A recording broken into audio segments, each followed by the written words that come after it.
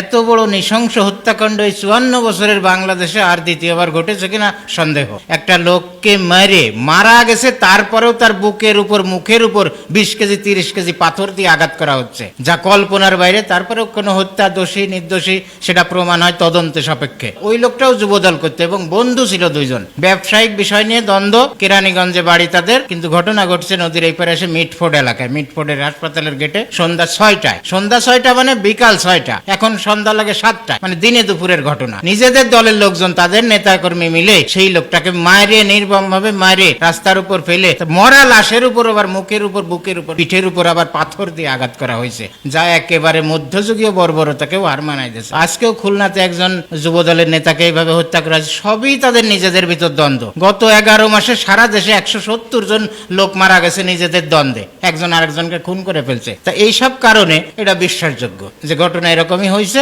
এখন যে অবস্থা শুরু হয়ে গেছে, আমার বাড়ির পাশে ওই লোকটা যুবদল করে দীর্ঘদিন 20-30 বছর। সেই লোকের বাড়িতে বিএনপির আর এক গ্রুপ এসে সকালবেলা হামলা করে তার ঘর বাড়ি তছনছ করে দিয়ে, তার 7টা গরু ছিল, 2টা গাভীর 2টা বাছুর ছিল, ছোট্ট ছোট্ট বাছুর। সেই 7টা গরুই খুলে নিয়ে গেছে, বাছুর 2টে সরে গেছে, সেই বাছুর 2টে নিতে পারে নাই। তারপরে 4-5 দিন পরে মায়ের দুধ খাতি না পারে ওই বাছুর 2টে পর্যন্ত মারা গেছে। এত বড় নির্মম ঘটনা একই শুরু করছে এরা নিজেরা। ওই লোকটাও যুবদল করে, নিরীহ মানুষ, তার উপর হামলা করে তার বাড়ির গরু ছাগল এইভাবে নিয়ে চলে গেছে। আমরা অনেক বলেছি, বিএনপির বড় বড় নেতাদেরকে বলেছি গরুগুলো ফেরত দেন, সেও তো বিএনপি করে। আজ পর্যন্ত সেই 11 মাসে 12 মাসে তার কোনো সুরা হয় নাই। গরুগুলো বিক্রি করে টাকা পয়সাগুলো ভাগ করে নিয়ে এনেছে। আমার এলাকায়, আমার বাড়ির পাশের ঘটনা। মিডিয়ার মাধ্যমে দেখলাম সারা দেশে এই চাঁদাবাজির টাকা দিয়ে 18,000 প্রাইভেট কার কেনা হয়েছে, লাখ লাখ মোটর সাইকেল কিনে এনেছে নেতা কর্মীরা এই চাঁদাবাজির টাকায়। 5 আগস্টের পরে 11 মাসের মধ্যে ওই এলাকার একটা লোক 5 তারিখে হয়তো পালাই গেছে বিকালে, 1 সপ্তাহ পরে আবার বাড়ি আসছে। বিএনপি কর্মীরা যারা নির্যাতিত হয়েছে দীর্ঘদিন, তারা বলছে যে ওই এলাকার নেতারে যে ভাই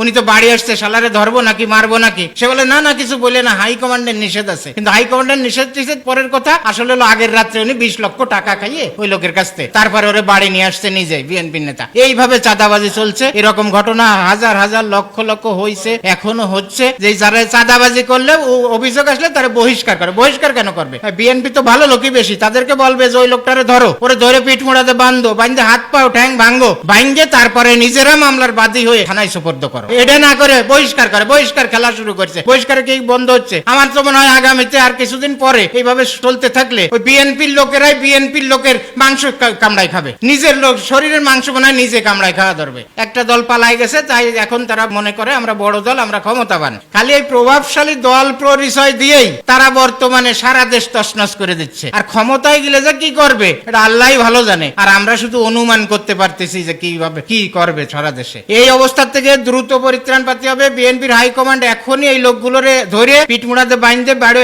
হাড় মাংস সব আলাদা করে দিবে, তারপরে নিজেরা বাদী হয়ে একটা মামলা করে থানায় সুপর্দ করবে। এই ছাড়া বিএনপির বাঁচার পথ নেই, সবাই শেষ হয়ে যাবে। সব জায়গায় দেখা যাচ্ছে বিএনপি করে, লোকটা দুর্বল নিরীহ ভালো মানুষ, সৎ মানুষ। এই অবস্থা থেকে মুক্তি পেতে হলে বিএনপির খুব দ্রুত ব্যবস্থা নিতে হবে, তা না হলে দেশও শেষ, বিএনপিও শেষ।